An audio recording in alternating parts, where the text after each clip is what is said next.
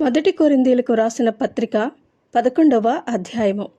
నేను క్రీస్తును పోలి నడుచుకునిచున్న ప్రకారము మీరును నన్ను పోలి నడుచుకునడి.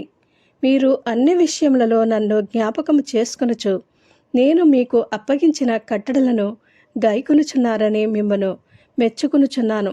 ప్రతి పురుషునికి శిరస్సు క్రీస్తనియు, స్త్రీకి శిరస్సు పురుషుడనియు, క్రీస్తునకు శిరస్సు దేవుడనియు మీరు తెలుసుకొనవలనని కోరుచున్నాను. ఏ పురుషుడు తల మీద ముసుగు వేసుకుని ప్రార్థన చెయ్యనో లేక ప్రవచించునో ఆ పురుషుడు తన తలను అవమానపరచును.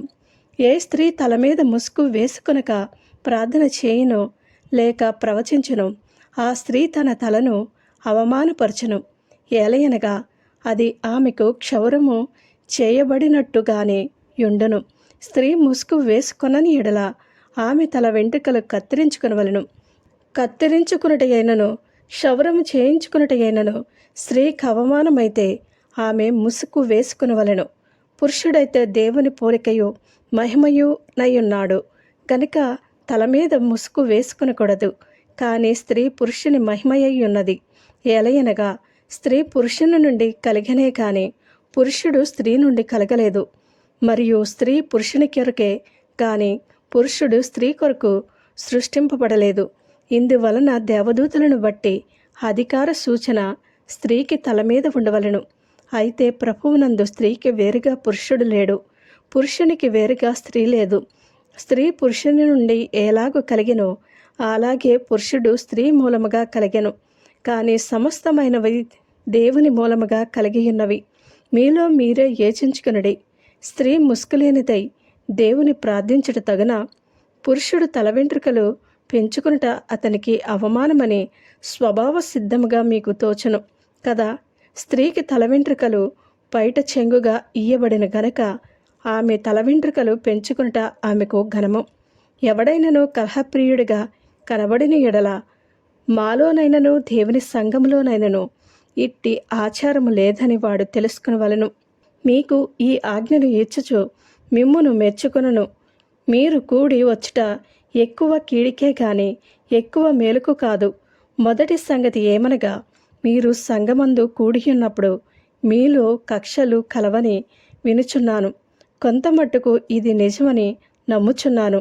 మీలో యోగ్యులైన వారెవరో కనబడుచున్నట్లు మీలో భిన్నాభిప్రాయములుండక తప్పదు. మీరందరూ కూడు వచ్చుచుండగా మీరు ప్రభువు రాత్రి భోజనము చేయట సాధ్యము కాదు.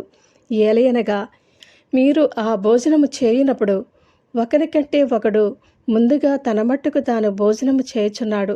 ఇందువలన ఒకడు ఆకలిగొనును, మరి ఒకడు మత్తుడవను. ఇదేమి అన్నపానములు పుచ్చుకొనుటకు మీకు పండ్లు లేవా? దేవుని సంఘమును తిరస్కరించి పేరలను సిద్ధపరచుదురా? మీతో ఏమి చెప్పుదను? దీనిని గూర్చి మిమ్మను మెచ్చుదనా? మెచ్చను. నేను మీకు అప్పగించిన దానిని ప్రభువు వలన పొందితిని. ప్రభువైన యేసు తాను అప్పగింపబడిన రాత్రి యొక్క రొట్టెను ఎత్తుకుని కృతజ్ఞతాస్తుతులు చెల్లించి దానిని విరిచి, ఇది మీ కొరకైన నా శరీరము, నన్ను జ్ఞాపకము చేసుకున్నటకై దీనిని చేయుడని చెప్పెను. ఆ ప్రకారమే భోజనమైన పిమ్మట ఆయన పాత్రను ఎత్తుకుని, ఈ పాత్ర నా రక్తము వలన పైన క్రొత్త నిబంధన, మీరు దీనిలోనిది త్రాగునప్పుడల్లా నన్ను జ్ఞాపకము చేసుకున్నటకై దీనిని చేయుడని చెప్పెను. మీరు ఈ రొట్టెను తిని ఈ పాత్రలోనిది త్రాగునప్పుడెల్లా ప్రభువు వచ్చు వరకు ఆయన మరణము ప్రచురించుదరు. కాబట్టి ఎవడు యోగ్యముగా ప్రభువు యొక్క రొట్టెను తినునో లేక ఆయన పాత్రలోనిది త్రాగునో వాడు ప్రభువు యొక్క శరీరమును గూర్చియు రక్తమును గూర్చియు అపరాధియగును.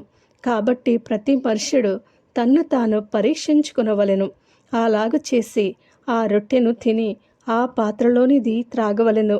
ప్రభువు శరీరమని వివేచింపక తిని త్రాగువాడు తనకు శిక్షావిధి కలగటకే తిని త్రాగుచున్నాడు.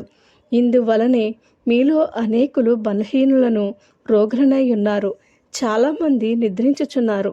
అయితే మనలను మనమే విమర్శించుకుని ఎడల తీర్పు పొందకపోదుము. మనము తీర్పు పొందిన ఎడల లోకంతో పాటు మనకు శిక్షావిధి కలుగునట్లు ప్రభువు చేత శిక్షింపబడుచున్నాము. కాబట్టి నా సహోదరులారా, భోజనం చేయుటకు మీరు కూడి వచ్చినప్పుడు ఒకరు కనిపెట్టుకుని ఉండుడి. మీరు కూడి వచ్చుట శిక్షావిధికి కారణము కాకుండానట్లు ఎవడైనను ఆకలి గొనిన ఎడల తన ఇంటినే భోజనము చేయవలను. నేను వచ్చినప్పుడు మిగిలిన సంగతులను క్రమపరుతును. ఆమేన్.